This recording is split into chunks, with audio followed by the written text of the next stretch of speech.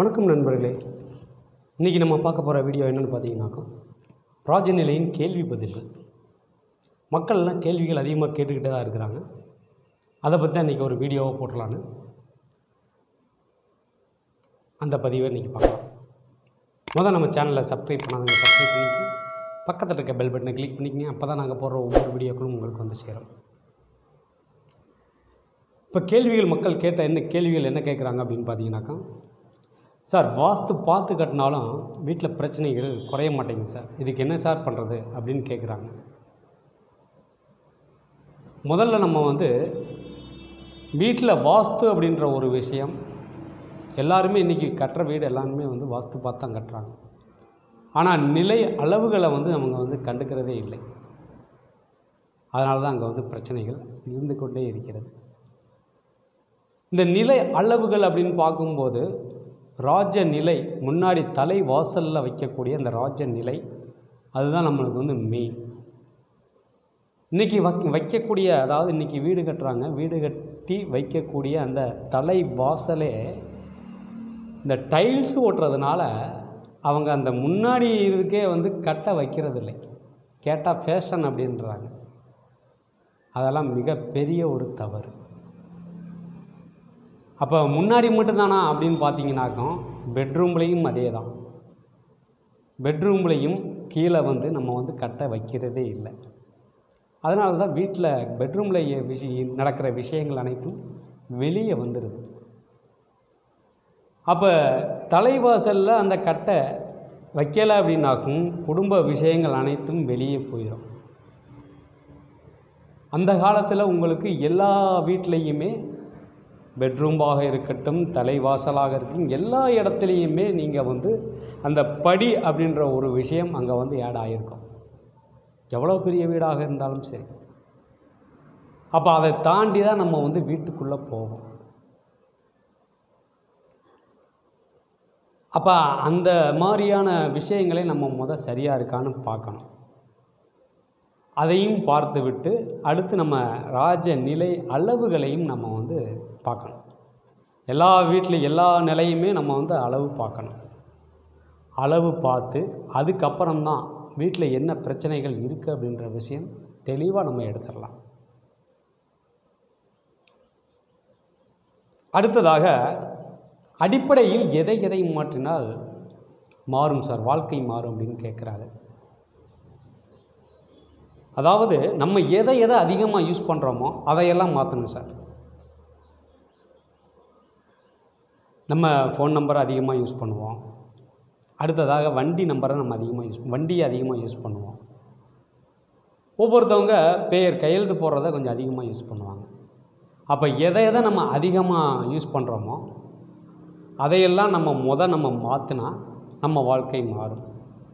எத்தனை நாளில் சார் மாறும் அப்படின்னு பார்த்தீங்கன்னாக்கும், 90 நாளில் உங்களுக்கு மாற்றங்கள் தெரிய வரும். அதாவது கொஞ்சம் கொஞ்சமாக தான் மாற்றங்கள் வரும்.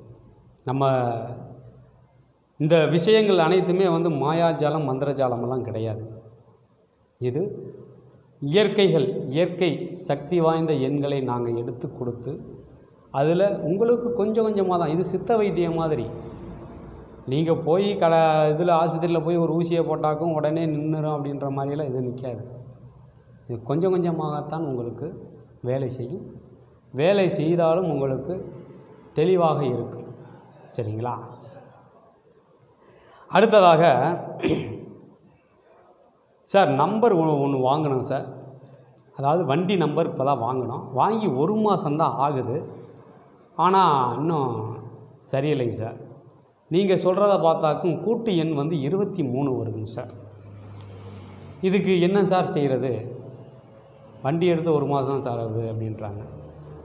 வண்டி எடுக்கிறதுக்கு முன்னாடியே நீங்கள் வீடியோவை பார்த்துருந்தீங்கன்னா வந்துருந்துருக்கலாம், பரவாயில்லை. ஏன்னா ஒரு வண்டி எடுக்கணும்னா சும்மா சாதாரணமான வேலை இல்லை. இன்றைக்கி 1 லட்ச ரூபா வேணும்.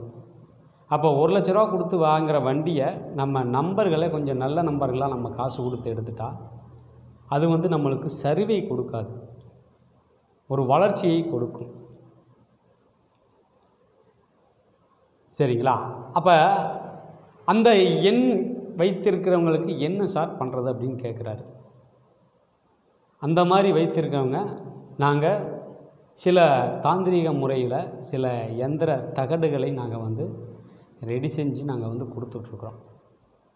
அதாவது எந்த மாதிரி அப்படின்னு பார்த்தீங்கன்னாக்கா, இந்த மாதிரி அந்த எந்திர தகடுகள் இந்த மாதிரி நாங்கள் ரெடி செஞ்சு பாக்கெட் எந்திரம் மாதிரி நாங்கள் செஞ்சு இதை நீங்கள் வாங்கி கொண்டு போய் அந்த வண்டி புக்கில் நீங்கள் வந்து ஜெராக்ஸாக இருந்தாலும் பரவாயில்ல, எதுவாக இருந்தாலும் வண்டி புக்குக்குள்ளே நீங்கள் இந்த இதை வச்சு வண்டிக்கு உள்ளேயே வச்சிடணும். டூல் பாக்ஸுக்குள்ளேயே வச்சுக்கணும்.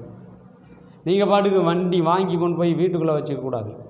இதை வாங்கி வண்டியிலேயே வண்டி புக்குக்குள்ளே நீங்கள் வச்சு நீங்கள் பாட்டுக்கு ரன் பண்ணிகிட்டு இருந்தீங்கன்னாக்கும் கெட்ட விஷயங்களை தடுத்து நல்ல விஷயங்களை இங்கே வந்து செஞ்சு கொடுக்கும். அதாவது எப்படி அப்படின்னு பார்த்தீங்கன்னா, இப்போ 23 அப்படின்ற நண்பர் கேட்டிருக்காரு, தெண்ட செலவுகள் அதிகமாக ஆகும். இந்த வண்டி எடுத்துகிட்டு போனால் தெண்ட செலவு அதிகமாகும். இந்த தெண்ட செலவுகளை நம்ம வந்து தடுத்து ஒரு நல்ல விஷயங்களுக்கு அவர்கள் செலவு பண்ணுற மாதிரி ஒரு சுப விரயமாக கூட மாற்றி கொடுக்கலாம். சரிங்களா? இந்த மாதிரி தான் நடக்கும். அதுக்கப்புறமா பார்த்தீங்கன்னாக்கா, மாற்றம் செய்வது, அதாவது மாற்றம் செய்த பெயரை கெஜெட்டில் மாற்றலாமா அப்படின்னு கேட்டுக்கிறார் ஒரு நண்பர். அதுவும் மாற்றணுங்க சார். உடனே நீங்கள் மாற்ற வேண்டிய அவசியம் இல்லை. முதல்ல நீங்கள் நம்பரை செலக்ட் பண்ணி எடுக்கணும். அதாவது பெயரை செலக்ட் பண்ணி எடுக்கணும். அந்த பெயருக்கு நீங்கள் வந்து முதல்ல உயிர் கொடுக்கணும். உயிர் கொடுக்கறதுனா என்னங்க சார் அப்படின்னு கேட்பீங்க. நீங்கள் செலக்ட் பண்ணி எடுத்த பெயரை சரியாக நீங்கள் அதுக்கு ப்ரொசீஜர் இருக்கிறது, அதை தகுந்த மாதிரி நம்ம வந்து முறைப்படி நம்ம செஞ்சு அதை வந்து எத்தனை நாட்கள் நம்ம வந்து எழுதணும் அப்படின்னு கணக்கெல்லாம் இருக்குது.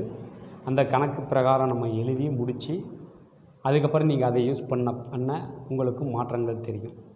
மாற்றங்கள் தெரிந்த பிறகு நீங்கள் கெஜெட்டில் மாற்றிக்கலாம். சரிங்களா? உங்களுக்கு வேலை செய்த பிறகு கண்கூடாக தெரிஞ்ச பிறகு நீங்கள் வந்து கெஜெட்டில் மாற்றிக்கணும். மாற்றிக்கிட்டால் அது லைஃப் லாங் உங்களுக்கு நல்லா வேலை செஞ்சுக்கிட்டு தான் இருக்கும். சரிங்களா? ஓகே சார், அப்பா பெயரில் வண்டி இருக்கிறது, ஆனால் நான் தான் சார் வண்டி ஓட்டிக்கிட்டே இருக்கிறேன். நம்பர் அப்படின்னு பார்த்தீங்கன்னாக்கா 4117 அப்படின்னு கொடுத்துருக்காரு நண்பர். 4117. ஓகே. முதல் ஓனர் அப்படின்னு பார்க்கும்போது அப்பாவாக வர்றாரு. சரிங்களா? அருமை, நல்லா தான் இருக்குது, ஒன்றும் பிரச்சனை இல்லை. ஆனால் இரண்டாவது பையன் ஓட்டும்போது அங்கே வந்து பல்வேறு பிரச்சனைகளை சந்திக்க வேண்டி நேரிடும். டோட்டலாவது எப்படி இருக்குன்னு பார்த்தீங்கன்னாக்க அங்கே அதுவும் சிறப்பில்லை. ஏமாற்றத்தை அதிகமாக சந்திக்கணும். சரிங்களா? இந்த வண்டி எடுத்துகிட்டு போனாக்கும் கொடுக்குறவங்க கூட கொடுக்காம பாட்டுக்கு எட்டி குச்சி ஓடி போயிடுவான். இந்த மாதிரி விஷயங்கள் அங்கே அதிகமாக இருக்கும். அதனால் இந்த மாதிரி நம்பர்களெல்லாம் நம்ம வந்து அவாய்ட் பண்ணிவிட்டு, வண்டி எடுக்கிறது ஒரு முறை நம்ம எடுப்போம். அந்த வண்டியை நம்ம வந்து நல்ல நம்பரை காசு கொடுத்து எடுத்திங்கனாக்கும் உங்கள் வாழ்க்கையில் மென்மேலும் வளர்ச்சி ஆகும். சரிங்களா? ஓகே.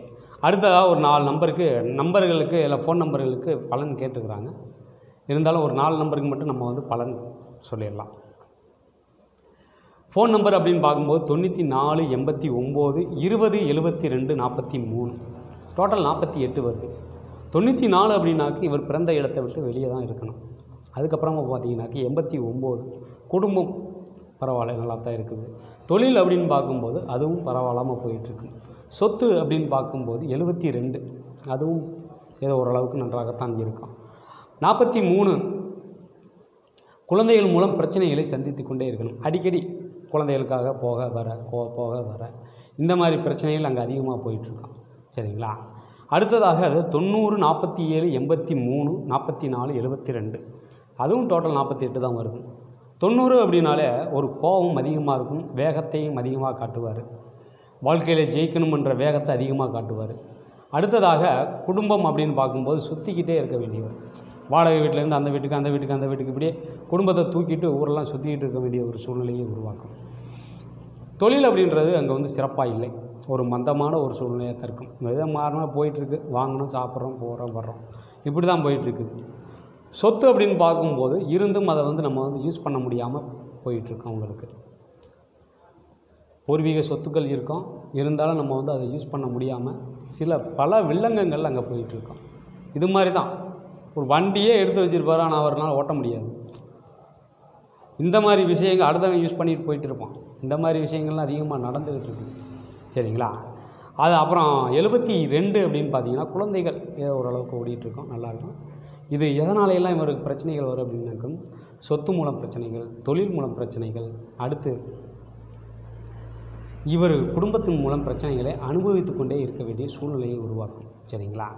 அடுத்ததாக 96, 59, 94, 95, 47 டோட்டல் அப்படின்னு பார்த்தீங்கன்னாக்கா 67. 96 நண்பர்களோட அதிகமாக வாக்குவாதங்களில் ஈடுபடுவார். குடும்பத்தை நினச்சி கவலைப்பட்டுக்கிட்டே உட்காந்துருக்கணும். வீட்டுக்காரமாக உட்காந்து ஒரு ஓரத்தில் என்னங்க அப்படின்ற மாதிரி ஒரு கவலைப்பட்டுக்கிட்டே உட்காந்துருப்பார். ஸோ தொழில் அப்படின்னு பார்க்கும்போது இவர் வெளியூரில் தான் போய் வேலை செய்ய வேண்டிய ஒரு சூழ்நிலையை உருவாக்கும். குடும்பத்தை விட்டு வெளியே போய் வேலை செய்வார். சொத்து அப்படின்னு பார்க்கும்போது நகைகள் ஏதாவது கொஞ்சம் வச்சுருப்பாங்க. அடுத்ததாக குழந்தைகள் மூலம் தேவையில்லாத ஆடிட்டு ஓடிட்டு தான் இருப்பாங்க ஒழிய அங்கே சிறப்பாக இல்லை. 67 அப்படின்னு பார்க்கும்போது இவர் எதை சுகம்னு நினைக்கிறாரோ, அதாவது இவர் தொழிலை சுகம்னு நினச்சா பிரச்சனையை கொடுக்கும், குடும்பத்தை சுகம்னு நினச்சா அதுலேயும் பிரச்சனையை கொடுக்கும். சொத்து அப்படின்னு பார்க்கும்போது பிரச்சனைகள் கொடுத்து கொண்டே தான் இருக்குது. அப்போ இதெல்லாம் நம்ம கெட்ட எண்களை நம்ம கையில் வச்சுக்கிட்டு யூஸ் பண்ண தேவையில்லாத பிரச்சனைகளை நமக்குள்ளே நம்மளே வாங்கி போட்டுக்கிற மாதிரி தான். அதையெல்லாம் தூக்கி வெளியே தூர எரிஞ்சிட்டு நம்ம நல்ல எண்களை எடுத்து யூஸ் பண்ணும்போது அது நல்ல விஷயங்களை நம்மளுக்கு கொண்டு வந்து கொடுக்கும். அடுத்ததாக 87, 54, 78, 42, 89 டோட்டல் 62. 87 ஓகே, ஏதாவது வீடு இல்லைனாலும் வீடு கட்டக்கூடிய ஒரு யோகத்தை கொண்டு வரும். அவருக்கு அந்த எண்ணங்கள் வந்துக்கிட்டே இருக்கும். அதுக்கப்புறமா பார்த்திங்கன்னா குடும்பம் அப்படின்றது ஒரு 4 பேர்த்தை அனுசரித்து போகக்கூடிய ஒரு நிலைமையை உருவாக்கும். தொழில் அங்கே சிறப்பு இல்லை. தொழில் மூலம் வளர்ச்சி அப்படின்றது இல்லவே இல்லை. சொத்து அப்படின்றது கூட்டு சொத்தாக தான் இருக்குங்க. கூட்டு குடும்பமாக இருக்கும்போது கூட்டு சொத்தாக வச்சுருப்பாங்க. பங்காளியை கூட இருப்பாங்க, பங்காளிய பேரில் இருக்கும், அண்ணன் தம்பி பேர்கள் எல்லாம் சேர்ந்து கூட்டமாக இருக்கும் சொத்து. அடுத்து குழந்தைகள் அப்படின்னு பார்க்கும்போது சிறப்பு ஓகே. டோட்டல் 62. சம்பாரித்து கொண்டு கடன் கட்டினா தான் மிச்சம் அப்படின்ற மாதிரி தான் போயிட்டுருக்கோம். வறுமையும் கடனும் உண்டு. கடன் கட்டிகிட்டே இருந்தால் நம்ம என்ன பிழைக்க முடியும்? ஒன்றும் பிழைக்க முடியாது. இந்த மாதிரி விஷயங்கள் அதிகமாக அங்கே போயிட்டுருக்குது. அப்போ இந்த மாதிரி எண்களெல்லாம் தூக்கி தூர போட்டுட்டு நல்ல எண்களை எடுத்து நம்மளும் வாழ்வில் வெற்றி பெறுவோம் அப்படின்னு சொல்லி இந்த பதிவை நான் நிறைவு செய்கிறேன். மீண்டும் அடுத்த ஒரு நல்ல பதிவில் சந்திப்போம். அதுவரை உங்களிடமிருந்து விடைபெறுவது திருப்பூரிலிருந்து ராஜநிலை மற்றும் பாரம்பரிய ஜோதிடர் பாலமுருகேஸ்வர். நன்றி, வணக்கம்.